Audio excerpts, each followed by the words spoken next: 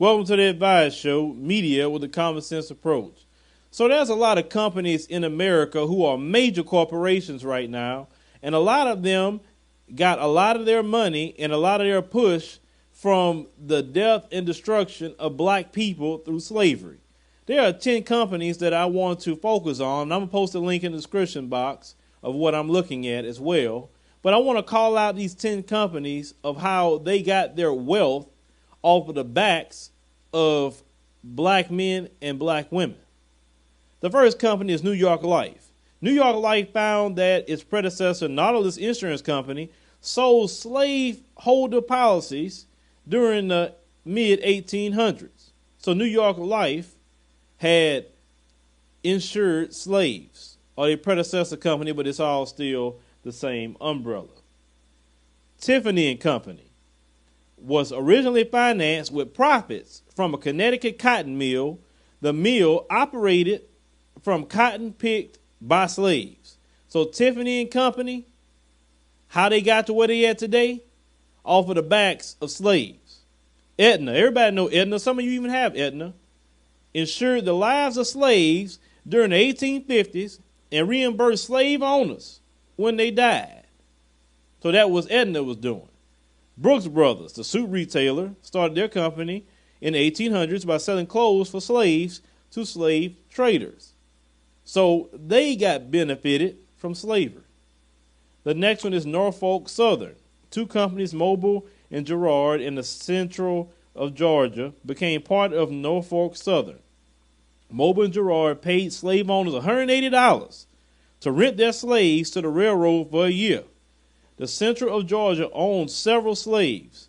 So they would go to plantations and say, hey, let me rent a slave by $180 for a year.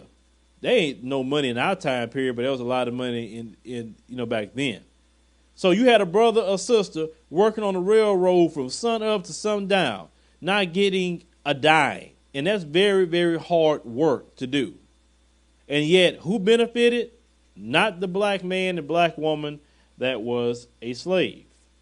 Now, the next one is Bank of America. Bank of America found that its two predecessor banks, Boatman Savings Institution and Southern Bank of St. Louis, had ties to slavery. Another predecessor, Bank of Metropolis, accepted slaves as collateral on loans. You know how you offer up your house as collateral or a car or whatever? They were offering up slaves just to get loans from the bank, and the bank accepted that because there was money to be made off of those slaves. USA Today. USA Today reported that its parent company, E.W. Scripps and Gannett, was linked to the slave trade. Wachovia. Two institutions that became part of Wachovia, Georgia Railroad and Banking Company and the Bank of Charleston, owned or accepted slaves as collateral on mortgaged property or loans. Once again, another bank was accepting slaves as collateral. AIG purchased American General Financial, which owns U.S. Life Company. AIG found documentation that U.S. Life insured the lives of slaves. So you have a lot of insurance companies that was getting paid pretty good for insurance of slaves. Now, J.P. Morgan Chase reported that between 1831 and 1865, two of his predecessor banks, Citizens Banks and Canal Bank, Louisiana, accepted approximately 13,000 slaves as loan collateral and seized approximately 1,250 slaves when plantation owners defaulted on their loans. So they were paying mortgages on a slave, like you pay mortgage on your house. And you know how they foreclose on your house and they take it? Well, they were foreclosing on a slave and taking him or her.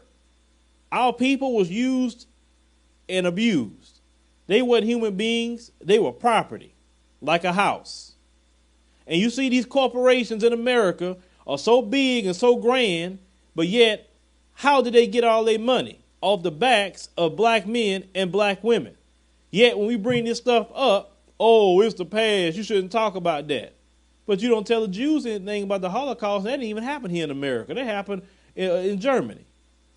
You respect their pain, but you can't respect the things that happened here in America. This is American history, what happened? Black people never had a chance or equal playing field financially. Yes, today we have more money than we ever had. That's the truth. But we never got to the same playing field. You say, well, why black people don't have these big corporations? Well, we didn't have a group of people to use and abuse and make all this money off of and build these corporations. While these same people have built this country from the ground up, yet they get no respect, and yet slavery was law under the U.S. government.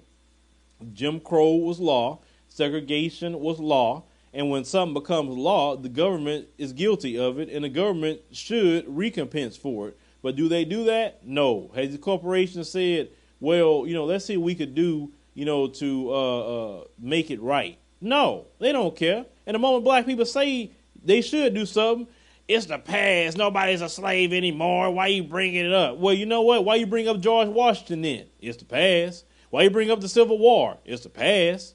You got all these people running around with these Confederate flags all over the place. Hey, the Confederate been gone. It's the past, but yet you still want to run that. So you can do all that. Why black people can't discuss slavery?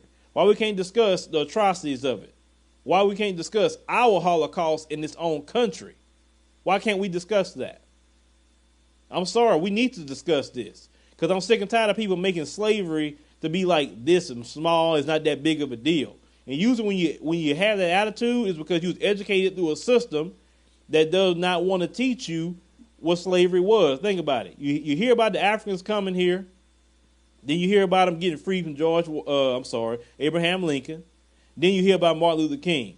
There's a bunch of gaps in between that whole scenario. The transatlantic slave trade, the estimated 4 million slaves that died on the way over here, the estimated 100 million black people that died in this country under the guise of slavery, because all of the years people were slaves, the taking away of our language. I still tell that to people. I hate we don't have our language. It's to a point we have a language. And that's another thing. Don't feel bad about speaking English a certain way. And, we have our slang, we have all that. That's fine. It's okay. English is not our original dialect. Sure, when you go into a workforce, you should speak a way everybody can understand. But speak slang all you want, because everybody else sit there and speak their language and nobody attacks them. So we should be able to speak all the slang we want. And another thing, don't tell people what it means. I've even gotten to that point now. I'm not telling other people what certain things mean anymore because I really don't want them to know what we're talking about. I really don't. Some things are just between us.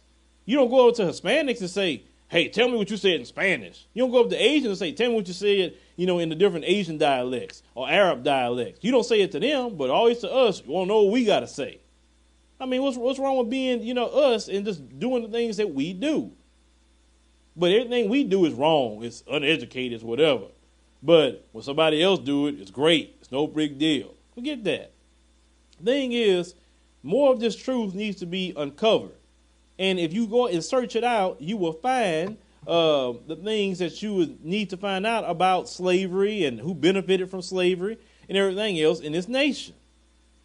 Because it's not right that one group benefited and still benefits off the spoils to this day, and yet another group is attacked constantly because they're not at the same level. Well, we didn't get our money like that. We actually have to work for ours. And I know it's going to say, wait a minute, we work for ours too. I'm not saying a regular everyday person.